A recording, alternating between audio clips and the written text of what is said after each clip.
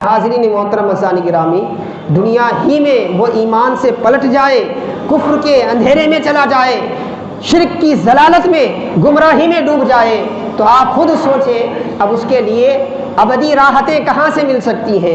اب اس کے لیے تو دگنا عذاب ہے، اس کے لیے تو دگنا عذاب ہے۔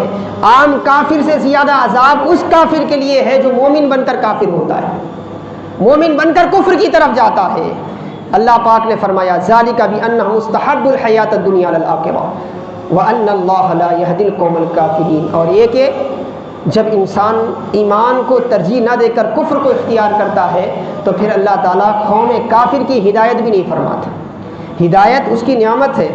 آج ہم مسجد میں بیٹھے ہیں تو یہ اللہ کا کرم ہے ہم پر، ورنہ ہم بھی کسی شراب خانے میں بیٹھے ہوئے ہوتے، کسی جوئے خانے میں بیٹھے ہوئے ہوتے۔ بہت سے ایسے مسلمان ہیں جنہیں نہ نماز کی قدر ہوتی ہے، نہ مسجد کی قدر ہوتی ہے، اور نہ جمعہ کی قدر ہوتی ہے، نہ دیگر عبادات کی قدر ہوتی ہے۔ ایسے بھی مسلمان ہیں، مگر اللہ کی توفیق ہے کہ ہم مسجد میں بیٹھے ہیں تو یہ اللہ کی ہدایت ہے۔ اور اللہ فرماتا ہے جو کفر اختیار کرنا چاہتا ہے اللہ اسے ہدایت نہیں دیتا۔ وَأَنَّ اللَّهَ لَا يَهْدِي الْقَوْمَ الْكَافِرِينَ، آیت نمبر 107۔ پھر 108 میں اللہ پاک فرماتا ہے کیوں؟ اولئک الذین طبع اللہ علی قلوبہم وسمعہم وابصارہم واولئک هم الغافلون۔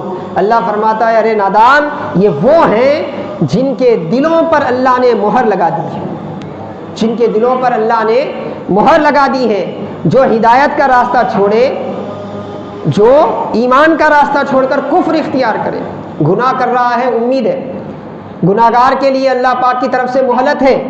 حدیث پاک میں آتا ہے اللہ پاک صبح اعلان کرواتا ہے اپنے فرشتوں سے، اے رات کے اندھیروں میں گناہ کرنے والوں، اللہ کی رحمت تمہاری طرف متوجہ ہے، توبہ کر لو، اللہ معاف کر دے گا۔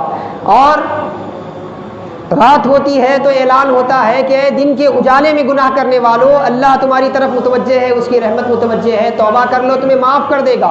تو گناہگار ہے تو توبہ کی امید ہے، مگر جو ایمان گنوا بیٹھتا ہے، جو اپنی ایمان کی اہمیت نہیں سمجھتا، کفر اختیار کر جاتا ہے، شرک اختیار کر جاتا ہے اور مذہب تبدیل کر لیتا ہے، دنیا والے اسے دنیا بھر کی دولت دیں حاضرین محترم مزانی گرامی، مگر اللہ کبھی اس کے لیے ہدایت کے راستے نہیں بناتا۔ اس کی سماعتوں پر، ان کی بصارتوں پر، اس کے دل کے تمام ان صلاحیتوں پر جو ایک ایمان والے کو اللہ عطا فرماتا ہے، ایسی مہر لگا دی جاتی ہے، سارے نور کے راستے اس کے لیے بند ہو جاتے ہیں۔